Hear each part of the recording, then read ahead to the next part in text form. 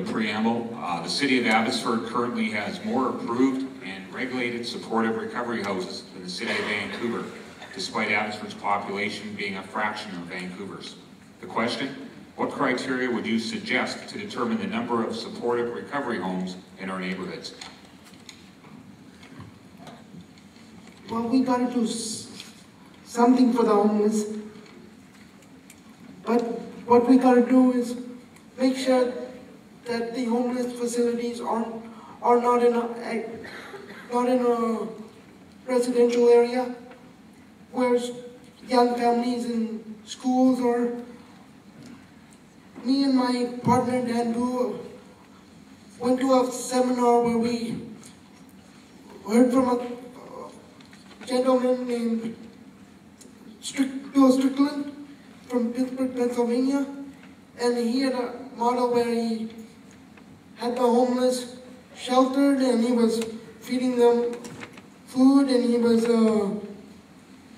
giving them job training, and that's the kind of facility we need, and Wagner Farms is doing something similar, and we should build more facilities like Wagner Farms in agricultural areas.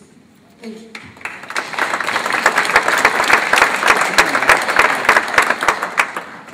An intervention from candidate Lowen. Thank you. The fact that we may have more homes than Vancouver is not a weakness of ours, it's a strength. We're a caring community. The rest of the province is watching us and the new policy we have initiated, and they're watching carefully to see how it works. We think it's a start to a solution that of a problem that the provincial government dumped on us by deregulating these homes. And we're starting to bring order to the chaos. Did you get that? Order to the chaos. Thank you. An intervention from candidate Sidhu. I think it should be based on the density of the population we have in Abbotsford.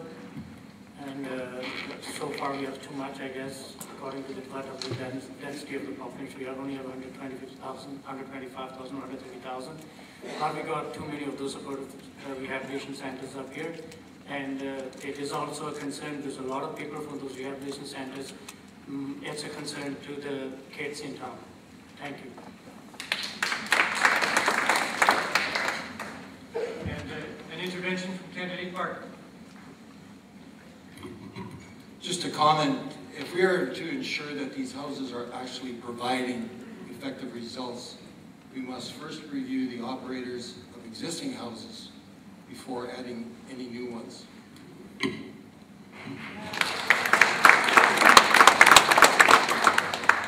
Candidate Clavel.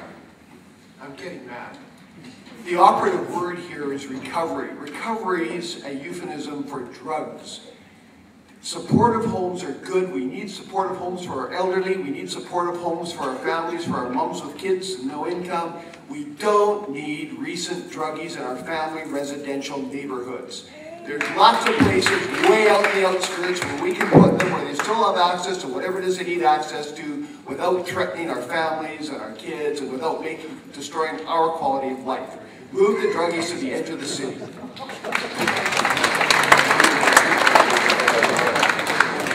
Intervention from candidate Chap.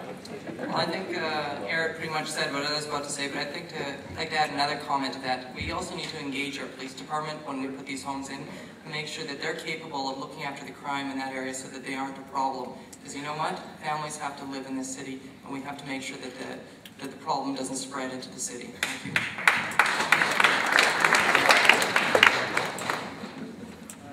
Yes. Candidate Wu.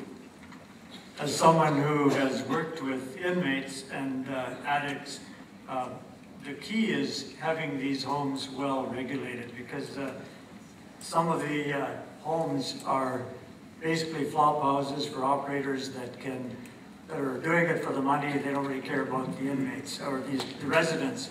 And the key is having well regulated, well operated, because there are some really good recovery homes.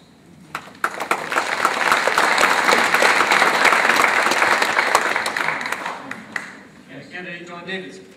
2 points here. One is that the statement about more here than in Vancouver is incorrect. If you go to the supportive housing in Vancouver site, just Google it, you'll see that there are currently 1,800 units of supporting housing in Vancouver.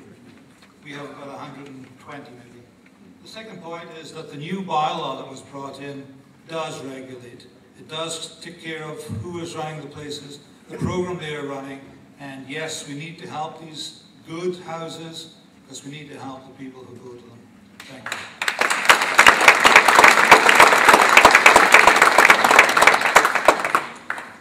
What would you do to ensure Abbotsford was business friendly? I believe this is a full-time job, and Abbotsford needs at least one full-time, high-level employee responsible for selling the merits and benefits of our community to prospective corporate employers. It is equally important that we continue and ensure that businesses that are currently located are treated with proper consideration and respect.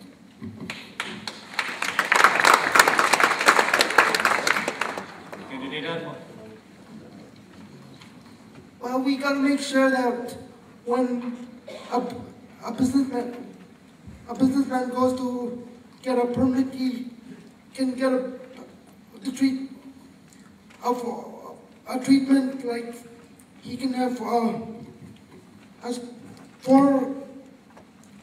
he can have full stop shop where he gets everything.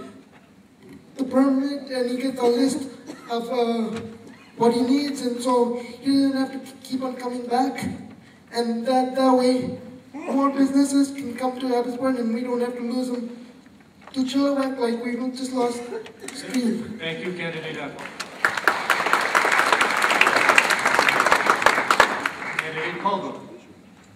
Thank you. We also need to look at, as well as attraction, retention of people that are already working here. I started to speak about districts that we have in our community. We have the healthcare around our new hospital.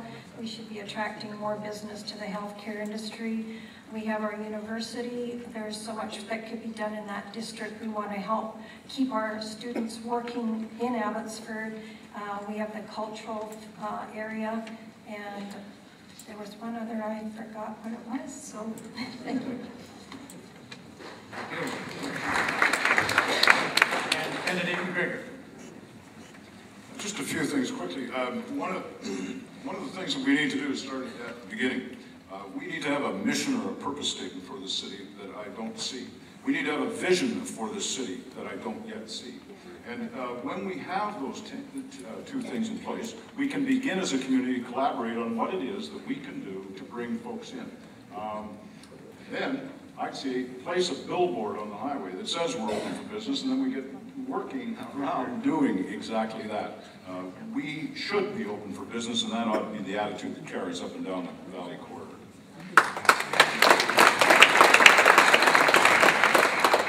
And Candidate Woodall. I'm a small business owner, and I know the small business people are the backbone of our community. There's about 70% of the GNP of the Abbotsford is made up of small business people. We need a timely manner service, we need the information accessibility, and we need to really welcome the business in our community to grow our community. And I would like, as a friend said already, that we need to welcome the business, we need to make sure they are easily accessible, and there is nothing happening behind doors against the business. Thank you.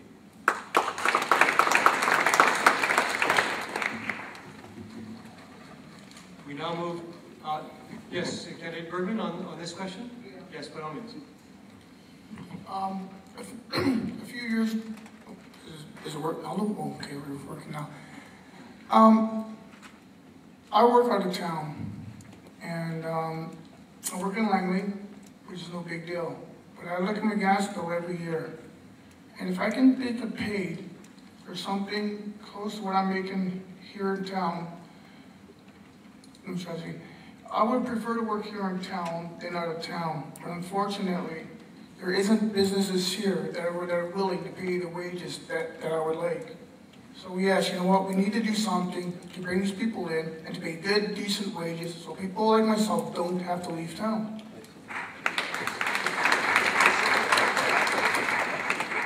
Candidate Parent. I think over the last 10 years, the most secure business of our town has been under attack, and that's agriculture. And it's the backbone of this community. And I think if we keep on eroding our farmland and making it hard for our farmers to do business, we're going to really be in trouble.